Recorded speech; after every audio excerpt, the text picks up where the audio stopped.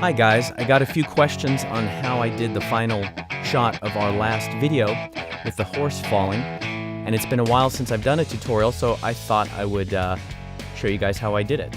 This is the shot here, the horse falling, the shadow underneath him, street cracking, Barbies and candy flying everywhere. Let's get started in After Effects. I have a background plate, I'll make a new comp with it, and on top of that I'm going to put the CGI shot from the prior shot with the Barbies and candy falling. So the end of that shot will become the start of this shot. So I'm going to find the last frame of that shot that I want to use. Right click, go to time, and freeze frame. Basically another background plate to go with the street on this shot. Next up, I ran out to the internet, found a picture of a horse that I liked, and then I masked it out in Photoshop. I find it easier to do the masking in Photoshop, and I rotated the horse on its side. Brought that in, move it into a position where I wanted it to hit on the street. Move forward a few frames and set a position keyframe. Then backed up to the beginning, move the horse up and out of the shot. Boom. Of course, turn on motion blur for both the comp and the layer.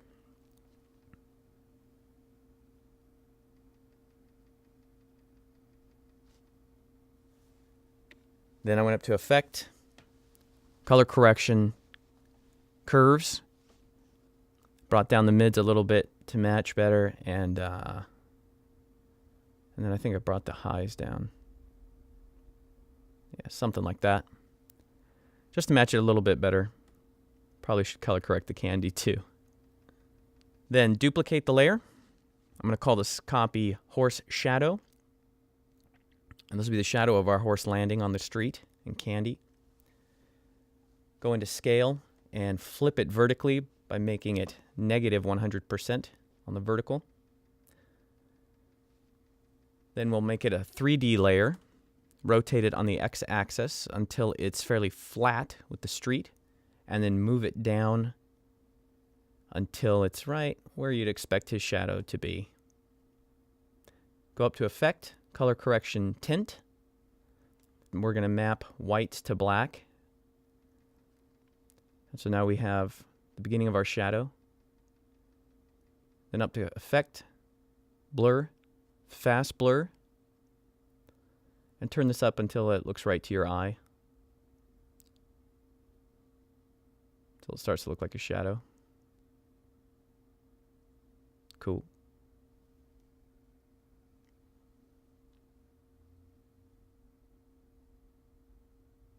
I'm going to set the mode to multiply. Move back to the start of this layer. And pull our shadow down below the scene. So as the horse is coming in from the top, the shadow is coming up from the bottom, and they'll meet at the point of impact. Looks like we can turn the transparency down on that shadow a bit. Just turn it down till it looks good to you, somewhere around there, 60%, something like that. Cool.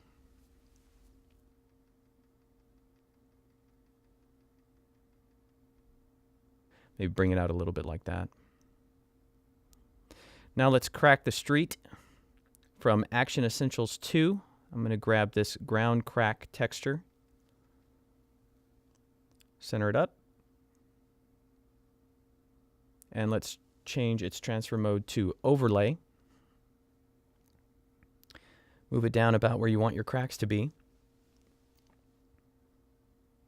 And I'm going to put it just above the background plate. Move it to start right when that horse hits.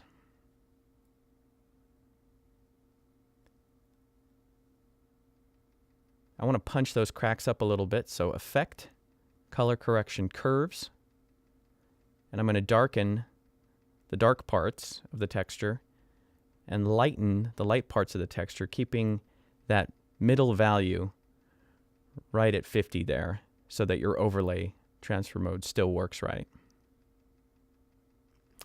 Now let's animate those cracks on. So I'm going to draw a circular mask right in the center. Alt-click on the mask shape and move forward a few frames and open the mask up so that when we hit, boom, that mask expands, feather it a little bit, and those cracks just shoot out of there.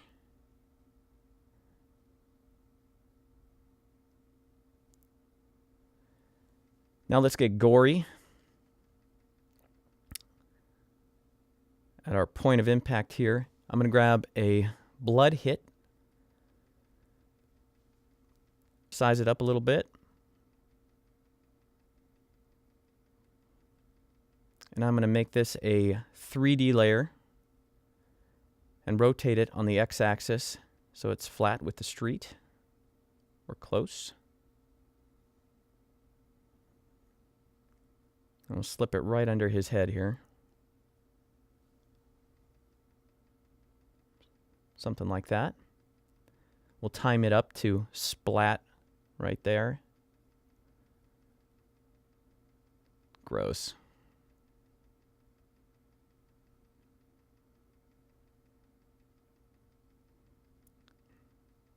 Let's do another one for the other side. Size it up. Again, make it a 3D layer. Rotate it on the X. I'll put it right under the right side of the horse.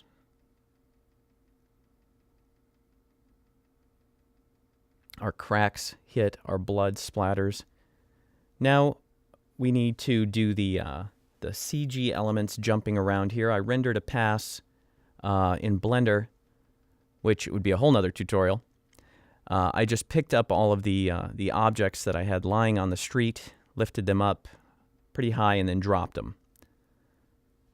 And so here is the result of that render pass. I'm going to find a nice spot to start at, right about there. We'll trim it up. And I'm going to leave the other elements lying there on the street, so it's just a huge mess of stuff happening when this horse impacts. It hits, the stuff is still there on the street, but now it's jumping up in the air as well. And kind of make it chaotic. I'm going to speed this clip up. The render was had a fairly high frame rate. So into time remapping, and I'm going to make it almost twice as fast by bringing in the last keyframe almost halfway through the clip.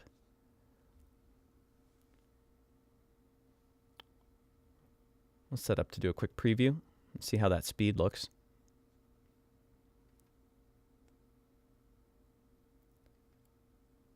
We have a little problem there on the horse where we can see the elements that are actually lying in the street on top of the horse. So we could do a quick mask and get rid of those.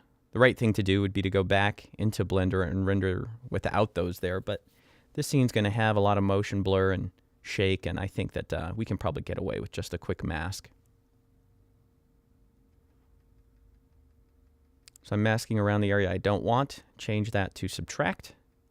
Maybe feather it a little bit.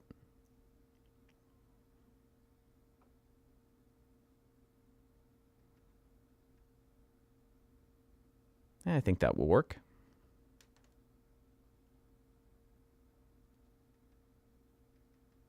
Now for a little extra credit, let's have the horse twitch. I don't know if anyone will notice this, but we can do it. With the puppet tool, we'll place pins down his back leg.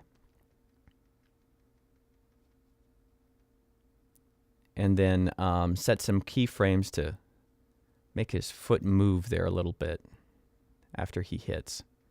Go forward a few frames, move it. Go forward a few more frames, move it a little bit more, move it back.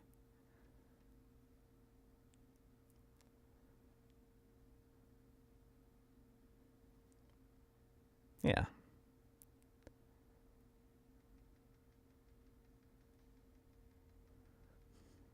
This little foot moving around. We could do his head too. Put a pin here, put a pin up here, and move forward and just, I don't know. We'll have him lie his head down at the end. He's just going to sleep. It's peaceful. Let me preview that without the CG elements in the foreground. Little leg moving around, head lying down. Sure, why not? All right. Now let's select everything. Go up to Layer, Pre-Compose. We'll call this Horsefall. And let's see. Let's add in some camera shake for the moment of impact. Here we go. Here's where he hits. We'll go Layer, New, Null Object, and Effect, Expression Controls, Slider Control. And we will animate the position and rotation of this layer.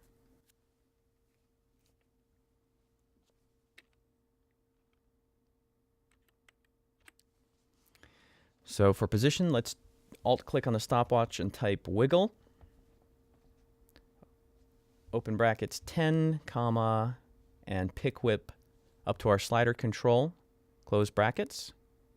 For rotation, we're going to want a lot less movement or variation. So wiggle, let's say open bracket 6, comma, 0.05 times, and then pick whip up to our slider.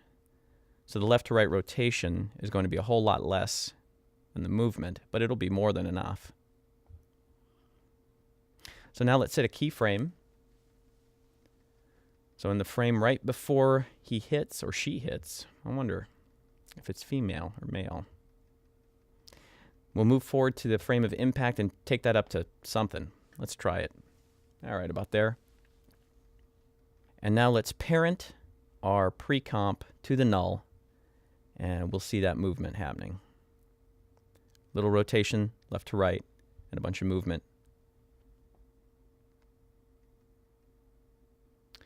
Now let's go Effect, Stylize Motion Tile, and get rid of those black edges on our pre-comp. Turn on Mirror Edges and adjust the output width and height. So it's mirroring those edges and hiding the black areas around it. And turn on Motion Blur. And now we see the result of all our shaking. Those edges are nicely hidden. We have to stop it from shaking now. We need to do a keyframe to bring the shaking to an end. So we'll stop somewhere here. Turn our slider down to 0. Maybe bring it out a little bit.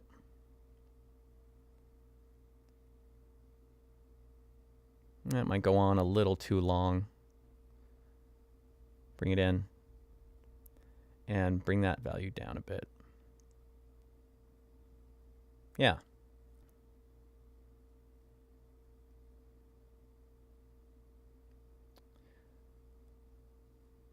Okay, so what else can we do? How about some blood splattering on the camera? Let's grab another blood hit.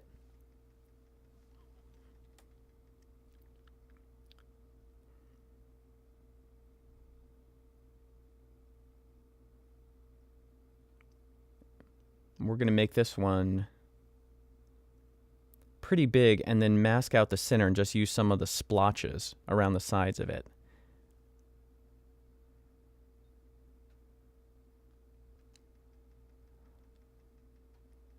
There's some nice splatter around there. That'll work great. Let's mask out the center. And let's set that mask to subtract. We'll feather the edges. Just make sure we don't have any hard edges there. And then let's go to Effect, Blur, Fast Blur. And just really blur it out. This will also help to accentuate our camera shake because now we'll have these non-shaking smudges. Okay, well, now if we want to, we can do some quick color correction. Let's go Effect, Color Correction, Hue, Saturation. And I dropped the saturation quite a bit on this. I'm not sure what. Actually, I did the color correction in Final Cut on the original shot, but we can get close here. We'll also do curves. Let me lower the blacks a little bit, bring up the highlights. We might add some green into the shadows. And maybe counteract that with a little red in the mids. There you go. You get the idea. So this is pretty close to the shot that I did in the original video you saw. Hey, thanks for watching. I hope that some of this proved helpful and maybe you learned something. I appreciate any and all of your feedback. Thanks to videocopilot.net and Film Riot and all the other great tutorial resources out there. Take care, guys. Cheers.